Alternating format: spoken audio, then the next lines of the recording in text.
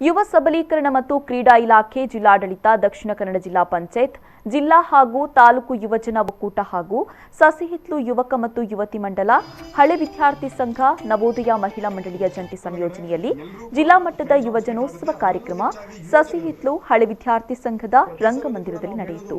ಜಿಲ್ಲಾಧಿಕಾರಿ ಡಾ ರಾಜೇಂದ್ರ ಕೆವಿ ಅವರು ಯುವಜನೋತ್ಸವಕ್ಕೆ ಚಾಲನೆ ನೀಡಿದರು. ನಂತರ ಮಾತನಾಡಿ, ಯುವಜನರು ಸಹೋದರತೆಯ ಬಾಂಧವ್ಯವನ್ನು ಹೊಂದಿರಬೇಕು, ಸಮಾಜದ ಮುಖ್ಯ ವಾಹಿನಿಯ ಪರವಾಗಿ ತಮ್ಮನ್ನು ಮುಕ್ತವಾಗಿ ತೊಡಗಿಸಿಕೊಳ್ಳಬೇಕು ಅಂತ ಹೇಳಿದರು. ಯುವ ಜನತೆ ಒಳಗಡೆ ಸಹೋದರತೆ ಅನ್ನುವಂಥದ್ದು ಮತ್ತೆ ಸರ್ಕಾರ ತೆಗೆದುಕೊಳ್ಳುವಂತಹ ಕೆಲವೊಂದು ನಿರ್ಧಾರಗಳಿಗೆ ಆ ಒಂದು ಸರ್ಕಾರ ಅನ್ನೋದಕ್ಕಿಂತ ಹೆಚ್ಚಾಗಿ ಸಾಂವಿಧಾನಿಕವಾಗಿರಬೇಕು ಅಥವಾ ಸರ್ಕಾರದ ಮಾರ್ಗಸೂಚಿಗಳನ್ನ ಫಾಲೋ ಮಾಡೋದ್ರಲ್ಲಾಗಿರ್ಬೋದು. ಯುವ ಜನರು ನಾವು ಯಾವತ್ತೂ ಕೂಡ ನಾವು ಮುಂದೆ ಇರಬೇಕು. ಬಹಳಷ್ಟು ಜನಗಳನ್ನ ನಾವು ಈ ಕೋವಿಡ್ ನ ಒಂದು ಟೈಮ್ ಒಳಗಡೆ ಮತ್ತೆ ಬೇರೆ ಬೇರೆ ರೀತಿ ಒಳಗಡೆ ನಾವು ನೋಡಿದಾಗ ಜಿಲ್ಲಾ ಯುವಜನೋತ್ಸವದಲ್ಲಿ ಜಾನಪದ ಗೀತೆ ಹಾಗೂ ನೃತ್ಯ, ಏಕಾಂಗ ನಾಟಕ, ಶಾಸ್ತ್ರೀಯ ಸಂಗೀತ, ಹಿಂದೂಸ್ತಾನಿ ಅಥವಾ ಕರ್ನಾಟಕ ಶೈಲಿ ಗಿಟಾರ್ ವಾದನ, ಶಾಸ್ತ್ರೀಯ ನೃತ್ಯ, ಆಶುಭಾಷಣ ಸ್ಪರ್ಧೆಗಳನ್ನು ಏರ್ಪಡಿಸಲಾಗಿದೆ. ಜಿಲ್ಲೆಯ ವಿವಿಧ ತಾಲೂಕುಗಳಿಂದ ಸ್ಪರ್ಧಾಳುಗಳು ಭಾಗವಹಿಸಲಿದ್ದಾರೆ.